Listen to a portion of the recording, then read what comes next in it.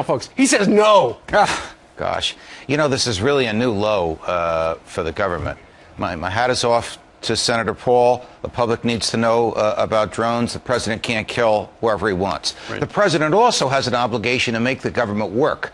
So if a mid-level manager in the Department of Agriculture says to his bosses, I have a way to make the meat inspectors be able to do all their meat inspection and to delay some other work that's not necessary to be done right now, and he's stopped from doing it, because that's not painful enough for the American public, because that's not consistent with the administration's propaganda, that is not doing his job, that is not enforcing the federal law, and instead of saying, I'll work with you, I'll help you, like Ronald Reagan would have, it's, I told you so.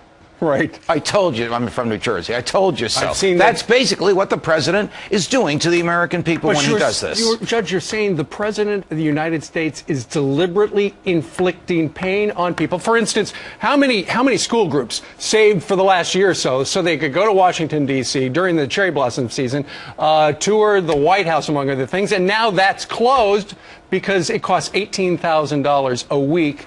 And the White House wants to save How that about money. taking the $50 million that Janet Napolitano, cousin Janet, kidding, we're not related, spent on new uniforms for TSA agents and using it towards allowing those school kids to be able to visit the White House during spring break? Look, I'm not a micromanager. The president apparently is.